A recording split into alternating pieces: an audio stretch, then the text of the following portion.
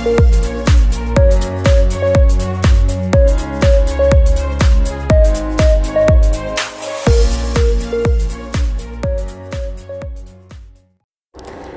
Everyone, here is માનસી પટેલ અને આજના વિડીયોમાં આપણે જોઈશું ધોરણ 10ના ગાલા અસાઇનમેન્ટના સાયન્સના પેપરના વિભાગ સીની જે આપણે સિરીઝ બનાવી રહ્યા છે એમાં ચોથા નંબરના પેપરનું પેપર સોલ્યુશન.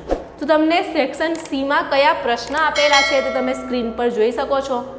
37 નંબરના પ્રશ્નથી 45 નંબર સુધી સેક્શન સીના પ્રશ્ન છે. એ 9 પ્રશ્ન પૈકી કોઈ પણ 6 પ્રશ્ન તમારે લખવાના છે અને દરેકના 3 ગુણ છે. આથી આ સેક્શન ટોટલ 18 માર્ક્સનો છે. તો જોઈએ પહેલા નંબરનો પ્રશ્ન પહેલા ચેપ્ટરનો છે કે ઉષ્માક્ષેપક રાસાયણિક પ્રક્રિયા કોને કહે છે? ઉદાહરણ આપો. શ્વસન એ ઉષ્માક્ષેપક પ્રક્રિયા છે. ચાલો સૌથી પહેલાં તો ઉષ્માક્ષેપક પ્રક્રિયા કોને કહીએ છીએ તે સમજીએ. જે રાસાયણિક પ્રક્રિયા દરમિયાન પ્રક્રિયામાં આપમેળે ઉષ્મા ઉત્પન્ન થતી હોય, મતલબ એ પ્રક્રિયામાંથી આપણને ઉષ્મા મળતી હોય, તો એવી પ્રક્રિયાને આપણે ઉષ્માક્ષેપક રાસાયણિક પ્રક્રિયા કહીશું. તો પહેલાં તો એની વ્યાખ્યા આપેલી છે કે જે રાસાયણિક પ્રક્રિયામાં નિપજના નિર્માણની સાથે ઉષ્મા મુક્ત થતી હોય તો તેવી પ્રક્રિયાને ઉષ્માક્ષેપક એટલે કે એક્ઝોથર્મિક રિએક્શન કહે છે. હવે એના કેટલાક ઉદાહરણ છે. તો ઉદાહરણમાં પહેલું કુદરતી વાયુનું દહન. કુદરતી વાયુ એટલે કે મિથેન, જેનું ફોર્મ્યુલા થશે CH4, જે વાયુ અવસ્થામાં હોય છે. આથી બાજુમાં G લખેલું છે. દહન હંમેશા ઓક્સિજનની હાજરીમાં થાય. ઓક્સિજન દ્વિપરમાણુ સ્વરૂપે હોય, આથી આપણે +O2 કરીશું. તે પણ વાયુ અવસ્થામાં છે, આથી G લખેલું છે. કાર્બન જોડે ઓક્સિજન કમ્બાઈન થઈને કાર્બન ડાયોક્સાઇડ બનશે. હાઇડ્રોજન જોડે ઓક્સિજન કમ્બાઈન થઈ H2O બનશે. હવે અહીં H4 ટાઈમ છે, અહીં H2 ટાઈમ છે, આથી આગળ 2 લખીશ તો આ રીતે સમીકરણ પણ બેલેન્સ થશે. બીજું ઉદાહરણ છે કોલસાનું દહન. કોલસો મતલબ કાર્બન, જેનો સિમ્બોલ છે C, જે ઘન અવસ્થામાં હોય છે, આથી સોલિડનો S લખેલો છે. ફરીથી દહન આવ્યું. દહન આથી +O2 કરો, ગેસ અવસ્થા. કાર્બન જોડે ઓક્સિજન કમ્બાઈન થઈને બનશે કાર્બન ડાયોક્સાઇડ અને ઉષ્મા મુક્ત થાય છે. એ સિવાયનું ઉદાહરણ જોઈએ તો વનસ્પતિ દ્રવ્યનું વિઘટન થઈ ખાતર બનવું એ પણ એક ઉષ્માક્ષેપક રાસાયણિક પ્રક્રિયા છે. હવે તમને આગળ એવું પૂછ્યું છે કે શ્વસન એ ઉષ્માક્ષેપક પ્રક્રિયા છે, તે સમજાવો કઈ રીતે. પહેલાં તો શ્વસનની ક્રિયા કેમ કરવામાં આવે? કારણ કે દરેક સજીવને ઉર્જા મેળવવા માટે, કંઈક કામ કરવા માટે શ્વસન કરવું પડે છે. એ કઈ રીતે તે સમજીએ. કે જીવન જીવવા માટે ઉર્જાની જરૂર પડે છે. આપણે જે ખોરાક ખાઈએ છીએ તેમાંથી ઉર્જા મળે. પાચન દરમિયાન ખોરાક વધુ સરળ પદાર્થમાં વિભાજિત થાય છે. દાખલા તરીકે તમે કોઈ કઠોળ ખાઓ છો તો એમાંથી તમને પ્રોટીન મળે છે, જે એમિનો એસિડમાં રૂપાંતરણ થાય છે. તો પ્રોટીનનું સરળ સ્વરૂપ એમિનો એસિડ. આ વિશેની માહિતી, કયા ઘટકનું સરળ સ્વરૂપ કયું છે એ જો સમજવું હોય તો એના માટે ચેપ્ટર નંબર 6 જૈવિક ક્રિયાઓ, જે જીવ વિજ્ઞાનનું ચેપ્ટર છે, એના વિડીયોઝ બનાવેલા છે, જે પ્લે લિસ્ટમાં તમને મળી જશે. એ સિવાય ઉષ્માક્ષેપક રાસાયણિક પ્રક્રિયા, ઉષ્મા શોષક રાસાયણિક પ્રક્રિયા વિશે પણ જો તમારે ડિટેલમાં જોવું હોય, રાસાયણિક સમીકરણને કઈ રીતે બેલેન્સ કરાય એ શીખવું હોય તો ચેપ્ટર નંબર 1 રાસાયણિક પ્રક્રિયા અને સમીકરણ, તેના વિડીયો પણ તમને પ્લે લિસ્ટમાંથી મળી જશે. તો એ અચૂક જુઓ પહેલાં. ચલો એના પછી આગળ જોઈએ કે દાખલા તરીકે ભટ્ટ, બટાકા અને બ્રેડમાં કાર્બોદિત પદાર્થ હોય છે. આ કાર્બોદિત પદાર્થનું વિભાજન થઈને ગ્લુકોઝ ઉદ્ભવે છે. હમણાં મેં તમને પ્રોટીનની વાત કરી હતી, એ રીતે બીજો ઘટક કાર્બોદિત પણ તમે લખી શકો છો. તો કાર્બોદિતનું સરળ સ્વરૂપ છે ગ્લુકોઝ. તો આ ગ્લુકોઝ આપણા શરીરના કોષોમાં રહેલા ઓક્સિજન સાથે સંયોજાય. હવે આ ઓક્સિજન આવ્યો ક્યાંથી? તમે જે શ્વસનની ક્રિયા કરો છો એમાંથી. માટે પાચનની ક્રિયા સાથે પણ તમારા શ્વસન દ્વારા જે ઓક્સિજન છે એ જોડાયેલો છે.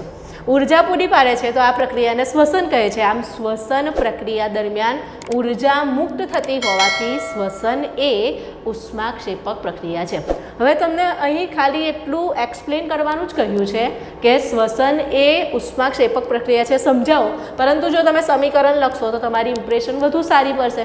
તો અહીં શ્વસનનું સમીકરણ આપેલું છે. શ્વસનમાં તમે જોયું કે ગ્લુકોઝ ઓક્સિજન જોડે રિએક્શન કરે છે. તો એના માટે પહેલાં તો તમને ગ્લુકોઝનું સૂત્ર આવડવું જોઈએ, જે છે C6H12O6. એ જલીય સ્વરૂપે હોય, એક્વાયસ, આથી બાજુમાં એક્યુ લખેલું છે, એની ઓક્સિજન જોડે રિએક્શન થશે. હવે અમને અહીં આપણે વાત કરી કે કાર્બન ઓક્સિજન જોડે કમ્બાઈન થઈને બનાવશે કાર્બન ડાયોક્સાઇડ, હાઇડ્રોજન ઓક્સિજન જોડે કમ્બાઈન થઈને બનાવશે પાણી અને ઉર્જા મુક્ત થશે. તો આ વાત કરી આપણે ઉષ્માક્ષેપક રાસાયણિક પ્રક્રિયા અને શ્વસન એ ઉષ્માક્ષેપક પ્રક્રિયા કઈ રીતે છે તે સમજાવવું. ચલો હવે જોઈએ નેક્સ્ટ ક્વેશ્ચન. 38મો જે છે લોખંડનું ક્ષારણ અટકાવવાના ઉપાયો જણાવો. તમે જો આટલા સેક્શન સીના વિડીયોઝ જોયા હશે તો તમને એક વાત માઇન્ડમાં ક્લિયર થઈ ગઈ હશે કે 37મા નંબરનો પ્રશ્ન એટલે ચેપ્ટર નંબર 1માંથી જ નીકળશે. 38મા નંબરનો જે ક્વેશ્ચન છે તે ચેપ્ટર નંબર 3 ધાતુ અને અધાતુનો છે, બરાબર. તો લોખંડનું ક્ષારણ અટકાવવાના ઉપાય જણાવો. હવે આ ક્વેશ્ચન 3 માર્કમાં છે, પરંતુ એનું જે લખાણ છે તે ખૂબ ઓછું છે, માટે હું તમને એક સલાહ આપીશ કે આ ક્વેશ્ચનનો આન્સર આ રીતે લખવાની જગ્યાએ તમે પોઈન્ટ પાડીને લખશો તો વધુ સારું રહેશે. દાખલા તરીકે પહેલો પોઈન્ટ છે કે રંગ કરીને લોખંડનું ક્ષારણ અટકાવી શકાય, તો નંબર 1 કરો અને લખો રંગ કરીને લોખંડનું ક્ષારણ અટકાવી શકાય. આ પહેલો પોઈન્ટ પૂરો. બીજો પોઈન્ટ, બીજો નંબર આપો. તો આના કારણે તમારું આખું પેજ આટલા નાના ક્વેશ્ચનથી ભરાઈ જશે અને 3 માર્કનો ખરેખર જવાબ છે એવું લાગશે. માટે આ ક્વેશ્ચનને આ રીતે ના લખતા પોઈન્ટ વાઇઝ લખો. તો પહેલું એક અટકાવવાનો ઉપાય છે કે લોખંડની સપાટી પર રંગ લગાડો. બીજું છે એના પર તેલ લગાડો, પણ તેલ જે નાની વસ્તુઓ હોય તેને લગાડી શકાશે. દાખલા તરીકે કોઈ મોટું ટ્રેક્ટર છે તો એને કાટ ના લાગે, ક્ષારણ ના થાય, એના માટે તેલ નહીં લગાડાય. માટે જ્યારે તમે તેલ લગાવવાવાળો પોઈન્ટ લખો છો તો લખો કે લોખંડની નાની વસ્તુઓ પર તેલ લગાવો. બીજું છે ગ્રીઝ લગાવીને. એના પછી છે ગેલ્વેનાઇઝિંગ કરીને. હવે આ ગેલ્વેનાઇઝિંગ એટલે શું? દાખલા તરીકે લોખંડના જે પતરા હોય છે એના પર લોખંડ કરતાં વધુ સક્રિય ધાતુ એટલે કે ઝીંકનું લેયર લગાવવામાં આવે, એને કહેવાય ગેલ્વેનાઇઝિંગ. તો એનાથી શું થશે કે ક્ષારણની ક્રિયા ઝીંકની થશે. ઝીંક લોખંડનું ક્ષારણ થવા દે નહીં. ઇવન તમે જો કોઈ કલર લગાડો છો, કલરની પોપડી નીકળી જશે તો એ જગ્યાએથી ક્ષારણ પાછું ચાલુ થાય છે. પરંતુ જો ઝીંકનું પડ નીકળશે તો ઝીંક એક્ટિવ હોવાના કારણે, સક્રિય હોવાના કારણે સ્પ્રેડ થઈ જશે, ફેલાઈ જશે અને એ ભાગનું ક્ષારણ થવા દેતું નથી. તો ચોથા નંબરનો પોઈન્ટ છે ગેલ્વેનાઇઝિંગ કરીને. 5મા નંબરનો પોઈન્ટ છે ક્રોમ પ્લેટિંગ કરીને. એના પછીનો પોઈન્ટ એનોડીકરણ કરીને. એનોડીકરણનો મતલબ થાય જહાજ, સ્ટીમર, એ તો 24 કલાક પાણીમાં જ હોય છે, તો એના જે લોખંડના પાર્ટ છે એ તો થોડા મહિનામાં કટાઈ જવા જોઈએ.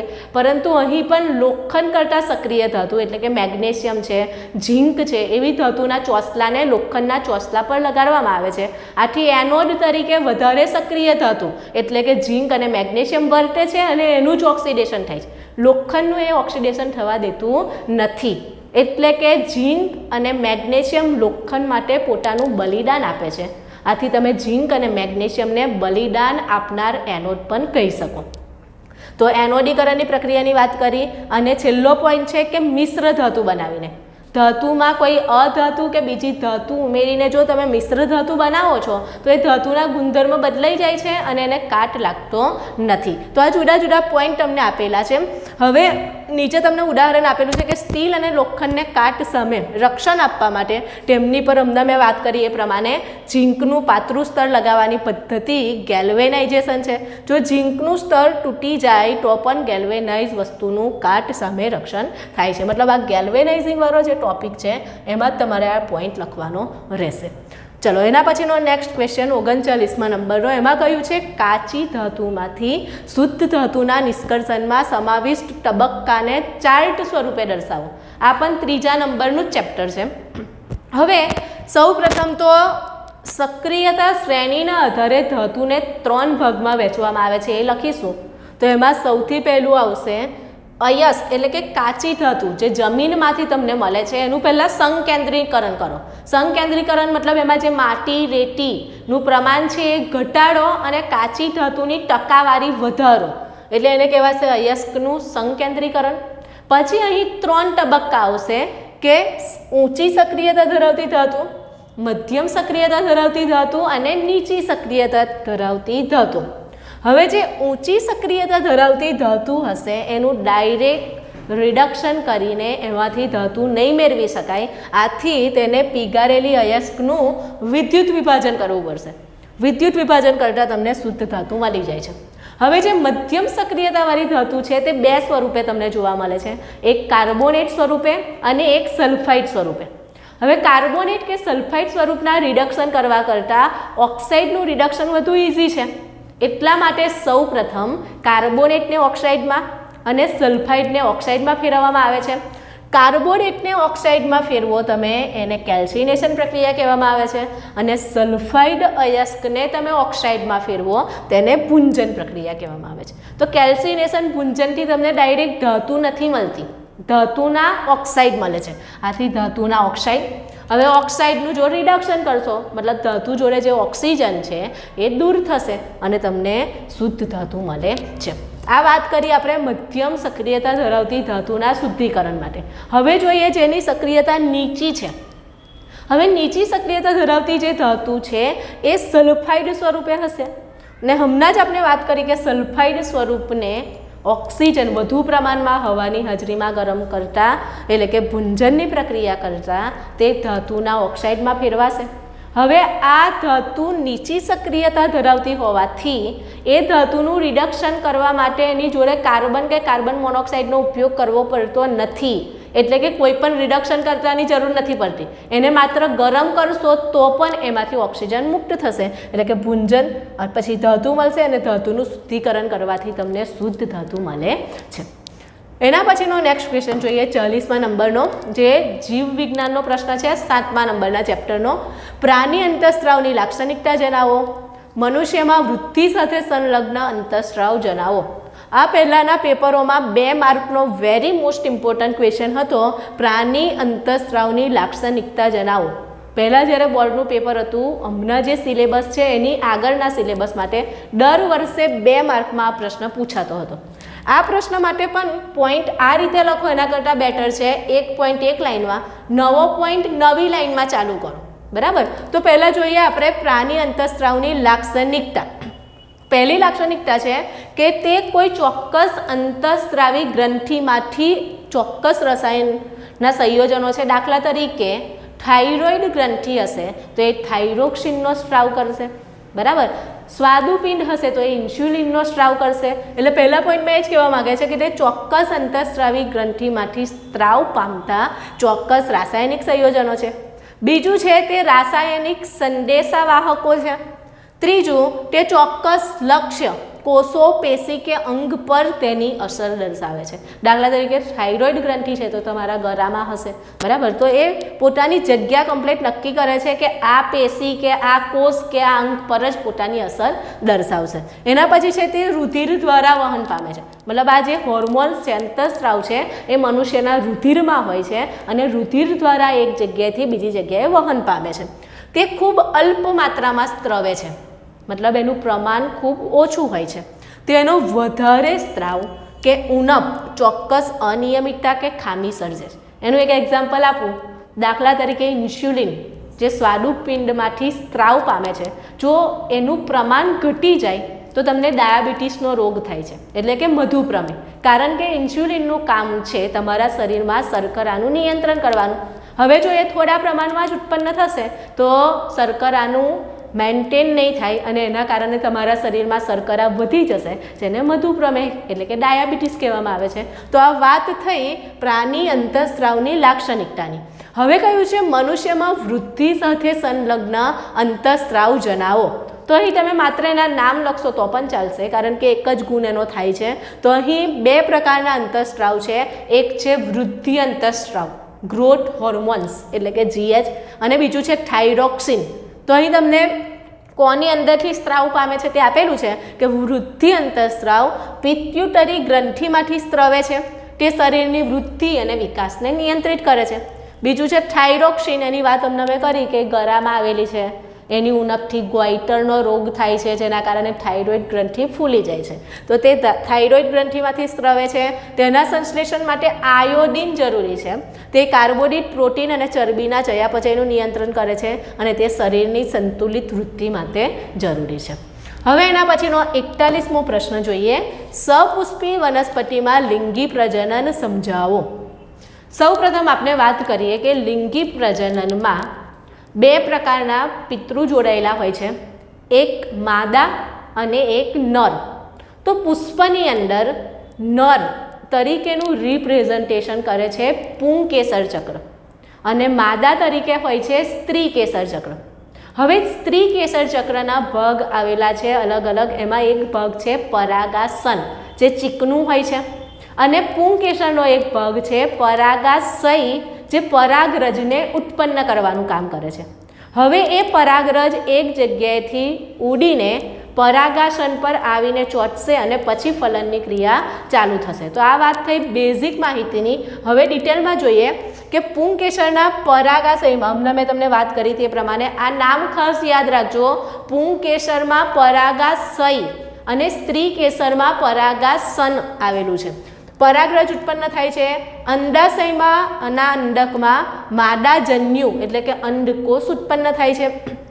હવે પરાગનયન, હમણાં મેં તમને વાત કરી કે પરાગાશય દ્વારા જે પરાગરજ ઉત્પન્ન થાય છે એ સ્ત્રી કેસરના પરાગાસન પર આવીને ચોંટી જાય છે, જે ક્રિયાને પરાગનયન કહેવાય.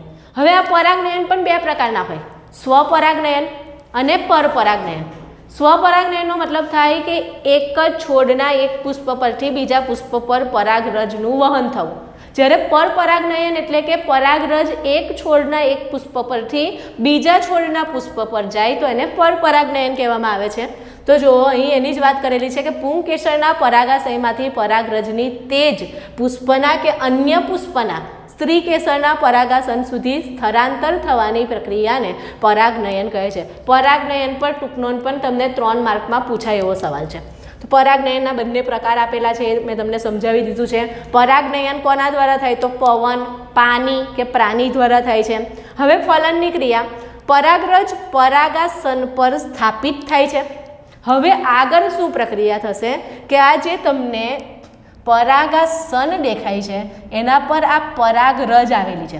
તમે જો જાસૂદનું ફૂલ જોયું હોય તો એમાં વચ્ચેના ભાગે એક જે નરી જેવી રચના આવેલી હોય એના પર પીળા કલરની રજ જેવું આવેલું હોય તેને પરાગરજ કહે છે. અને જે દાંડી જેવું વચ્ચેના ભાગે આવેલું હોય છે એને કહેવાય છે પરાગવાહિની, જેના દ્વારા પરાગરજ અંડક સુધી પહોંચે છે. તો જુઓ, પરાગરજ પરાગાસન પર સ્થાપિત થાય છે. પરાગરજ અંકુરન પામી પરાગનલિકાનું નિર્માણ કરે છે. પરાગનલિકા પરાગવાહિનીમાં લંબાઈને અંડક સુધી, આ અંડક તમને દેખાય છે, આ છે પરાગવાહિની. હવે પરાગરજ દ્વારા ઉત્પન્ન થતો નરજન્યુ કે પુંજન્યુ પરાગનલિકામાં પસાર થઈ અંડકમાં હાજર રહેલ અંડક એ સ્ત્રી કેસરનો ભાગ છે, એટલે કે એક માદા ભાગ છે. તો માદા જન્યુ સાથે જોડાય છે. જન્યુકોષોના આ જોડાણને ફલન કહે છે. એટલે સાદી ભાષામાં પુંકેસરનો ભાગ સ્ત્રી કેસરના ભાગ સાથે જોડાશે એ ક્રિયાને ફલન કહેવામાં આવે છે. ફલનની પ્રક્રિયાના પરિણામે ફલિતાંડનું નિર્માણ થાય છે. ફલિતાંડ નવા છોડમાં વિકાસ પામવાની ક્ષમતા ધરાવે છે. હવે ફલન પછીની ઘટનામાં શું થશે કે ફલન પછી અંડકમાં યુગ્મનજ અનેક વિભાજન પામી ભ્રૂણનું નિર્માણ કરે છે.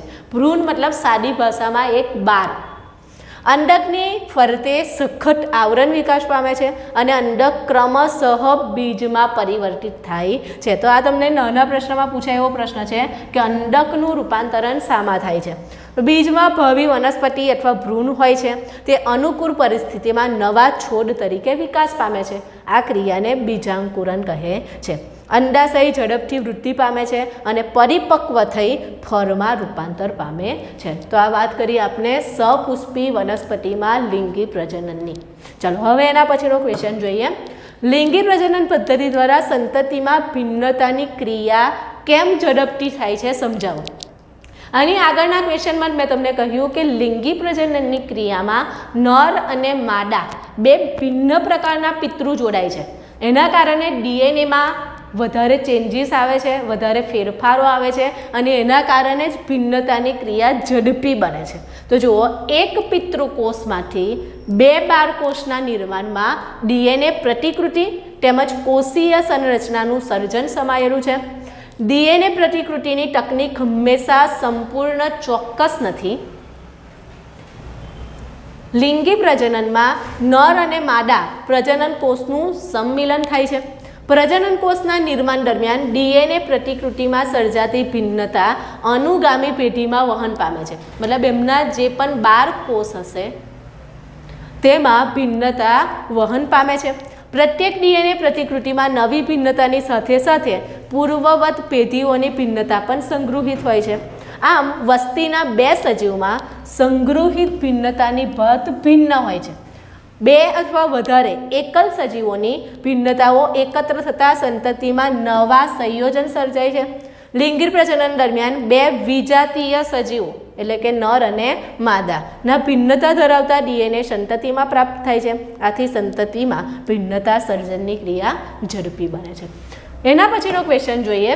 પ્રકાશનું નિયમિત અને અનિયમિત પરાવર્તન દોરીને સમજાવો. આ તમારા ભૌતિક વિજ્ઞાનનું જે 10મા નંબરનું ચેપ્ટર છે એનો ક્વેશ્ચન છે.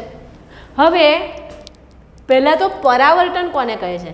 તો જ્યારે પ્રકાશનું ત્રાસુ કિરણ કોઈ એક સપાટી પર આપાત થાય છે ત્યારે એ કિરણ એ સપાટીને અથડાઈને પાછું ફરે તે ક્રિયાને પરાવર્તન કહેવામાં આવે છે. હવે જો આ સપાટી સંપૂર્ણપણે લીસી હશે તો પ્રકાશના જે સમાંતર કિરણો આપાત થાય છે તે પરાવર્તન પામીને પણ સમાંતર જ જશે. દાખલા તરીકે તમને આકૃતિ આપેલી છે કે આ રીતે સમાંતર કિરણો આપાત થશે તો એ પરાવર્તન પામીને પણ સમાંતર જશે. તો એવા પ્રકારના પરાવર્તનને નિયમિત પરાવર્તન કહે છે. પણ એના માટે સંપૂર્ણ લીસી સપાટી જોઈએ. હવે વિશ્વમાં 100% લીસી સપાટી હોય એવું પોસિબલ નથી. એક આદર્શ ઘટના જ છે, પરંતુ અરીસાની સપાટીને લીસી સપાટી તરીકે સ્વીકારવામાં આવી છે. તો વ્યાખ્યા આ રીતે લખીશું આપણે કે જ્યારે પ્રકાશનું સમાંતર કિરણપુંજ મતલબ એક કરતાં ઘણા બધા વધુ કિરણો, જેને કિરણપુંજ કહેવાય, ચળકતી સમતલ લીસી સપાટી પર આપાત થાય છે ત્યારે પરાવર્તિત પ્રકાશનું કિરણપુંજ ચોક્કસ દિશામાં સમાંતર રહે છે. આ શબ્દ લખવો ખાસ જરૂરી છે. સમાંતર રહે છે તો પ્રકાશના આ પ્રકારના પરાવર્તનને નિયમિત પરાવર્તન કહે છે. તો ઉદાહરણ તરીકે સમતલ અરીસા વડે થતું પ્રકાશનું પરાવર્તનને સેમ એનું ઓપોઝિટ લખવાનું છે અહીંયા કે સમાંતર રહેતા નથી, સમગ્ર વિસ્તારમાં ફેલાઈ જાય છે પરાવર્તિત કિરણો. અહીં આપાત કિરણો તો તમારે સમાંતર જ લેવાના છે, પરંતુ પરાવર્તિત કિરણો સમાંતર રહેતા નથી તો તેને કહેવાશે અનિયમિત પરાવર્તન. અનિયમિત પરાવર્તન માટે કોઈ પણ સપાટી લઈ શકો તમે, એ ચાહે પુસ્તકની સપાટી હોય, ખુરશીની સપાટી હોય, ટેબલની સપાટી હોય. બરાબર. તો એના પછીનો ક્વેશ્ચન જોઈએ 44મો. એ પણ એ જ ચેપ્ટરનો છે, 10મા નંબરનું પ્રકાશનું પરાવર્તન અને વક્રીભવન. તેમાં તમને કહ્યું છે તો 44મા નંબરના પ્રશ્ન પર પણ તમે જોયું હશે કે એક આકૃતિ દોરવાની પૂછે છે. લેન્સ દ્વારા તમને વસ્તુનું સ્થાન આપી દીધું હોય તો પ્રતિબિંબનું સ્થાન, પ્રતિબિંબનો પ્રકાર અને એનું પરિમાણ નક્કી કરવા માટેની આકૃતિ 44મા નંબર પર પૂછાય છે. તો જોઈએ આમાં તમને વસ્તુને કઈ જગ્યાએ મૂકવાની કીધી છે. તો વસ્તુને F1 અને Oની વચ્ચે મૂકવાની કીધી છે અને બહિર્ગોળ લેન્સ માટે છે. તો પહેલાં તો આપણે કોઈ એક બહિર્ગોળ લેન્સ ડ્રો કરીશું. એના મધ્યમાંથી પસાર થશે મુખ્ય અક્ષ. એના મધ્યમાં આવશે ઓપ્ટિકલ સેન્ટર O એટલે કે પ્રકાશીય કેન્દ્ર. આ બાજુ એનું મુખ્ય કેન્દ્ર F1, આ બાજુ F2. આ બધા અંતર સેમ રહેવા જોઈએ. જેટલું અંતર O થી F1નું છે એટલું જ અંતર F1 થી 2F1નું હોવું જોઈએ. આ બાજુ 2F2નું અંતર હોવું જોઈએ. હવે તમારે વસ્તુને મૂકવાની છે O અને F1ની વચ્ચે. વસ્તુને આપણે તીર વડે દર્શાવીશું, જેને નામ આપી દઉં છું AB. હવે એની આગળના પેપર સોલ્યુશનમાં મેં જણાવ્યું હતું કે તમારે પ્રકાશનું વક્રીભવન અહીં સુધી જ કરાવવાનું છે, એટલે ભૂલ ના થાય એટલા માટે વચ્ચે હવે પેન્સિલથી લાઇન ડ્રો કરી દો. આ રીતે સમાંતર કિરણ જે વસ્તુમાંથી નીકળશે, સમાંતર કિરણ Fમાંથી પસાર થાય છે. આથી એ તમારું કિરણ F2માંથી પાસ થશે. બીજું કિરણ લઈશ હું જે ઓપ્ટિકલ સેન્ટર ઓમાંથી પાસ થાય છે.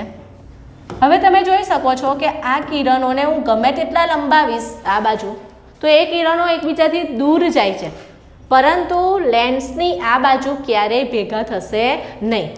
હવે જો તમારે એનું પ્રતિબિંબ મેળવવું હશે તો એના માટે મારે આ કિરણોને પાછળની તરફ લંબાવવા પડશે. તમારે સ્કેલથી જ આકૃતિ દોરવી જેના કારણે કિરણ સ્ટ્રેટ દેખાય તમને. તો આ જગ્યાએ બંને કિરણો ભેગા થાય છે તો અહીંયા તમને પ્રતિબિંબ મળશે A ડેશ B ડેશ. તો તમે જોઈ શકો છો કે લેન્સની આ તરફ તમને વસ્તુનું પ્રતિબિંબ મળે છે જે વાસ્તવિક નથી, કારણ કે ડાયરેક્ટ એને પડદા પર ઝીલી નથી શકાતું, એને તમે પાછળ લંબાવો છો ત્યારે એ ભેગા થાય છે. આથી પહેલાં તો હું લખીશ પ્રતિબિંબનું સ્થાન. પ્રતિબિંબનું સ્થાન છે 2F1 થી થોડે દૂર વસ્તુ તરફ. ચલો એના પછી પૂછ્યું છે તમને પ્રતિબિંબનો પ્રકાર.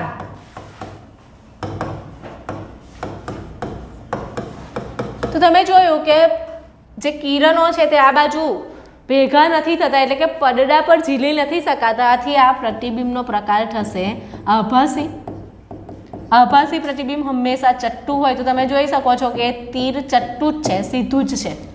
અને હવે જોઈએ એનું પરિમાણ, મતલબ એની સાઈઝ. તો વસ્તુના તીર કરતાં તમને પ્રતિબિંબનું તીર મોટું દેખાય છે, આથી પ્રતિબિંબ વસ્તુ કરતાં મોટું થશે. તો આ રીતની કોઈ પણ આકૃતિ તમને પરીક્ષામાં પૂછાઈ શકે, માટે લેન્સ માટે જેટલી આકૃતિ આપેલી છે બધી જ તૈયાર કરવી. ચલો એના પછીનો નેક્સ્ટ ક્વેશ્ચન જોઈએ. અવરોધના સમાંતર જોડાણ માટે સમતુલ્ય અવરોધનું સૂત્ર તારવો. આ ચેપ્ટરમાંથી પણ કાં તો શ્રેણી જોડાણ કાં તો સમાંતર જોડાણ પર તમને ટૂંકનો પૂછાઈ શકે એવો ક્વેશ્ચન છે. જે 12મા નંબરનું ચેપ્ટર છે વિદ્યુત, એમાંથી આ પ્રશ્ન આપેલો છે. તો સૌ પ્રથમ તો એમાં તમારે આકૃતિ દોરવાની છે. તો આ રીતે 3 અવરોધ લીધા છે, તેને સમાંતરમાં જોઈન્ટ કરેલા છે અને અહીં બેટરી જોડેલી છે, આ સ્વિચ છે. હવે જ્યારે તમે અવરોધને સમાંતરમાં જોઈન્ટ કરો છો તો એમાંથી જે વિદ્યુત પ્રવાહ પસાર થશે તે વહેંચાશે. I જેટલો વિદ્યુત પ્રવાહ પસાર કરશો તો R1 માંથી I1 જેટલો પ્રવાહ, R2 માંથી I2 જેટલો પ્રવાહ અને R3 માંથી I3 જેટલો પ્રવાહ પસાર થશે.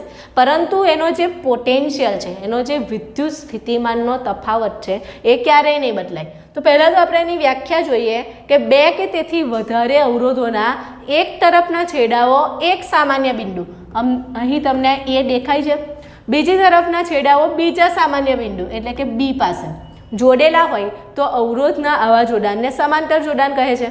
સમાંતર જોડાણમાં વિદ્યુત પ્રવાહને વહેવા માટે એક કરતાં વધુ માર્ગ, આ પહેલો માર્ગ, આ બીજો માર્ગ, આ ત્રીજો માર્ગ, મતલબ એક કરતાં વધુ માર્ગ ઉપલબ્ધ હોય છે તથા દરેક અવરોધના 2 છેડા વચ્ચે વિદ્યુત સ્થિતિમાનનો તફાવત સમાન જ હોય છે, વોલ્ટેજ સેમ રહેશે અને તે સામાન્ય બિંદુ વચ્ચેના વિદ્યુત સ્થિતિમાનના તફાવત એટલે કે આ V જેટલો જ થાય છે. અહીં માત્ર એની વ્યાખ્યા લખશો તો પણ ચાલશે.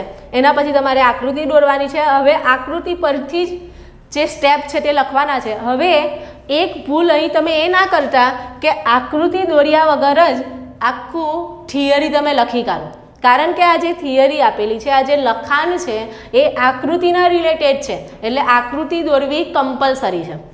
જોઈએ હવે આકૃતિમાં શું છે કે 3 અવરોધ લીધેલા છે, R1, R2, R3, જેને A અને B બિંદુની વચ્ચે સમાંતરમાં જોડેલા છે. અહીં આકૃતિમાં દર્શાવ્યા મુજબ વિદ્યુત પ્રવાહ I એ બિંદુમાંથી 3 અવરોધમાં વહેંચાઈ જશે, જેના મૂલ્ય I1, I2, I3 થશે.